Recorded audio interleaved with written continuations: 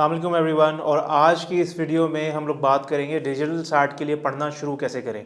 अक्सर बच्चे जो मेरे पास आ रहे हैं उनका एक ये सवाल है, ऑनलाइन भी जो डिस्कशंस हो रहे हैं उनमें यही एक सवाल है कि सर ठीक है सैट चेंज हो गया है, ये बहुत सारी चीज़ें हो गई हैं, मगर अब इसके लिए पढ़ना स्टार्ट हम कैसे करें। ठीक है, तो आज मैं आपके साथ कुछ 5-6 ऐसे स्टेप्स शेयर करूंगा इंशाल्लाह कि आप अगर डिजिटल सैट की तैयारी करने जा रहे हैं तो आप अगर इन स्टेप्स का ख्याल रखते हैं तो it will be very fruitful और इंशाल्लाह आप इस चीज़ में भी कामयाब होंगे कि आपका स्कोर भी बढ़ेगा विद टाइम। ठीक है, नाउ देखिए, पहली चीज़ जब आप सैट के लिए जाते हैं ना, जब आप डिजिटल सैट के लिए जाएंगे, the first thing is that you have a clear Y.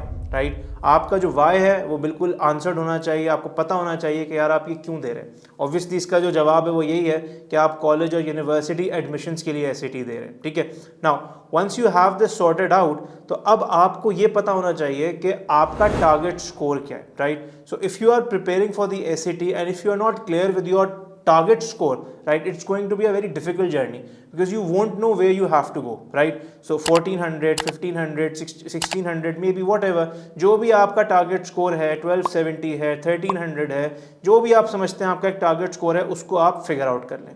आपने अपना टारगेट स्कोर फिगर आउट कर लिया, अब आपने क्या करना है, दूसरा स्टेप आपके लिए ये है, इनफैक्ट तीसरा स्टेप आपके लिए ये है कि आपने अब टॉपिकली सारी चीज़ों को पढ़ना शुरू करना है। तो अब इंग्लिश हो या मैथ हो, सारे दोनों टॉपिक्स के अंदर, दोनों सेक्शंस के अंदर जितने भी टॉपिक्स हैं उनको आपने फर्दन अलग अलग पढ़ना शुरू करना है। सही, once you are done with that, जब आपको ऐसा लगे कि अब आपकी कुछ ग्रिप आना शुरू हो गई है, और नॉर्मली इसमें कुछ टाइम लगता है, 3 हफ्ते 4 हफ्ते अगर आप प्रॉपर कॉन्सेंट्रेशन के साथ टाइम दे रहे हैं या किसी के साथ तैयारी कर रहे हैं तो आपको इतना टाइम लग जाएगा। ठीक है, जब आप टॉपिकली समझें कि थोड़ा सा आप मजबूत हो गए हैं, कॉन्सेप्ट्स आपके पक्के हो गए, तो फिर आप उसको टाइम करना शुरू करें और आप उसको टाइम करके सॉल्व करें। राइट, अच्छा, जब टाइम करके भी आप सॉल्व इजीली करना शुरू कर दें तो फिर आपने ये करना है कि आप प्रैक्टिस टेस्ट की तरफ जाएं। राइट, जो एक्चुअल SAT, डिजिटल SAT के प्रैक्टिस टेस्ट हैं, आप उनको सॉल्व करें।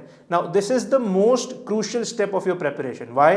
Because solving these tests will give you an actual idea of how you are going, right? आपको एक्चुअली ये पता चल जाएगा कि आप कहाँ पे स्टैंड कर रहे हो इन टेस्ट को सॉल्व करने के बाद। राइट, जब आप इन टेस्ट को सॉल्व कर लेंगे, राइट, तो आपका एक स्कोर आएगा। राइट, आपकी जो स्कोर रिपोर्ट होगी that will tell you a lot about where you are going. ठीक है, इंग्लिश का स्कोर भी आपके पास आ जाएगा, मैथ का स्कोर भी आपके पास आ जाएगा। ब्लू बुक जो एक एप्लीकेशन है कॉलेज बोर्ड की जहाँ आप टेस्ट सॉल्व करेंगे, तो वहाँ पे अगर आप इसको सॉल्व करते हैं आपके पास सारी डिटेल्स स्कोर की आपके आ जाएंगी। ठीक है, अब उसमें आपने क्या काम करना है, which is like I mention the most crucial step, अब आपने बैठ के एनालिसिस करना है। देखें, अक्सर बच्चे जो प्रैक्टिस करते रहते हैं और ये कंप्लेन करते हैं कि उनका स्कोर नहीं बढ़ रहा, तो उसकी एक बड़ी वजह ये होती है कि वो अपने स्कोर का एनालिसिस ही नहीं करते। राइट, तो आपने टेस्ट सॉल्व करने के बाद बैठ जाना है और एनालिसिस करना है, और ख़ास तौर से उन गलतियों को देखना है जो बार बार हो रही हैं। ठीक है,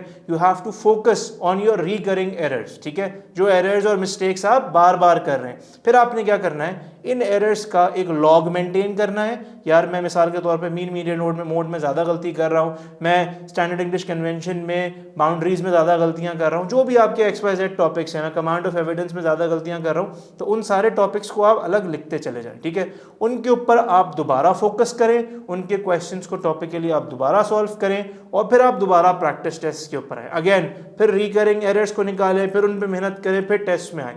इस प्रोसेस को आप अगर रिपीट करते गए और इस प्रॉपर एनालिसिस के साथ अगर आपने 4 से 5 या 6 टेस्ट जो ब्लू बुक के अवेलेबल हैं, कॉलेज बोर्ड के टेस्ट ऑफिशियल जो अवेलेबल हैं, या उससे भी ज़्यादा क्वेश्चंस अगर आपने या टेस्ट आपने सॉल्व कर लिए इस प्रॉपर एनालिसिस के साथ, तो इंशाल्लाह आप देखेंगे कि आपका जो स्टार्टिंग स्कोर होगा उसके मुकाबले में इंप्रूवमेंट आएगी। अगर आपने 1200 से स्टार्ट किया था फॉर एग्जांपल, तो आप 1300, 1400 और इवन 1500 से ऊपर भी जा सकते हैं अगर आप प्रॉपर मेहनत करते हैं और एनालिसिस करके मुस्तकिल तौर से टेस्ट्स को सॉल्व करते हैं। इसमें और भी डिटेल्स हैं, इंशाल्लाह बाकी डिटेल्स के लिए और दूसरे टॉपिक्स के लिए हम अपने दूसरे वीडियोस के अंदर बात करेंगे। हमारे चैनल को सब्सक्राइब करना ना भूलें, बेल आइकॉन पे भी ज़रूर क्लिक करें। Thank you so much.